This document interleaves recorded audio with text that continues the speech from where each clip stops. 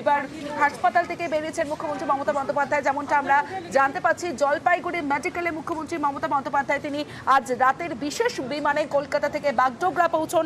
10টা 54-তে বাগডোগরায় পৌঁছন, 11টা 1-এ বিমানবন্দর থেকে বেরোন এবং 11টা 4-এ তিনি জানান তিনি হাসপাতালে যাচ্ছেন। তার আগে আমরা যে ছবি দেখলাম যে হাসপাতালে যাওয়ার আগে গোশালা মোড়ে নিহত অনিমা বর্মনের বাড়িতে যান মুখ্যমন্ত্রী মমতা বন্দ্যোপাধ্যায়।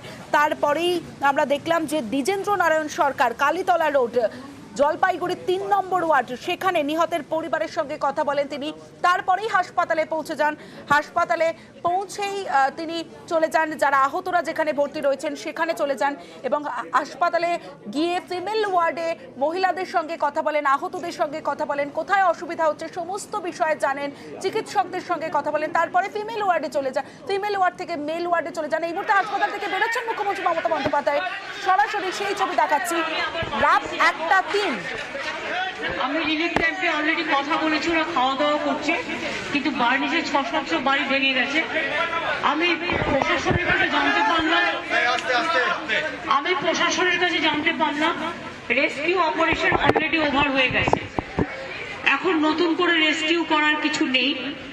অ্যাডমিনিস্ট্রেশন খুবই ভালো কাজ করেছে এবং এখানকার ডাক্তার, নার্স, স্টাফ থেকে শুরু করে সিস্টার থেকে শুরু করে তারাও খুব ভালো উদ্যোগী ভূমিকা নিয়ে দারুণ কাজ করেছে। ইভেন অনেক ক্রিটিক্যাল পেশেন্টকেও তাদের বুদ্ধিমত্তার দ্বারা, তাদের সুচিকিৎসার দ্বারা তাদের স্টেবল করেছে। আমি প্রত্যেকটা পেশেন্টের সাথে কথা বলেছি। এই ঘটনায় দেখুন, মর্মান্তিক ঘটনা। বাংলায় প্রচন্ড বেশি ঝড় জল হয়, কারণ বাংলাদেশ আর পশ্চিমবাংলা এই দুটো জায়গা হচ্ছে নদীমাতৃকা দেশ। আমাদের পাহাড়, অরণ্য, পর্বত, নদী, সমুদ্র, জলাশয় প্রচুর আছে।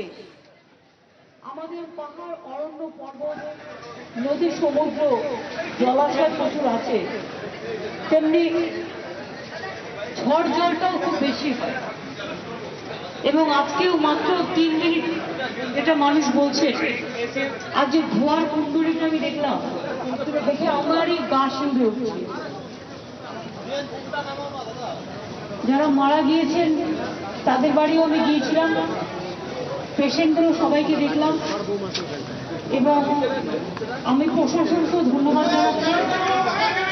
তারা সঠিক সময়ে সঠিক উদ্যোগ নিয়ে রেস্কিউ অপারেশন এবং রিলিফ অপারেশনটা খুব ভালো করেছে। আপনারা জানেন এখন ইলেকশন ডিক্লেয়ার হয়ে গেছে, ইলেকশন নোটিফাইড হয়ে গেছে, কিন্তু 3 মাস ধরে ইলেকশন চলবে।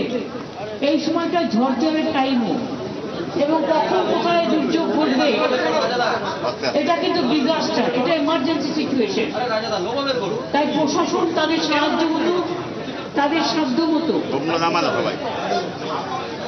পলিটিক্যাল পার্টির লোকেরা election code of conduct declare হয়ে গেলে ফাংশনারি হিসেবে বলতে পারি না, কিন্তু আমরা এটা নিশ্চয়ই বলতে পারি, আমি নিজে গভর্নমেন্টেও আছি, যে প্রশাসন মানুষের পাশে ছিল, আছে এবং থাকবে।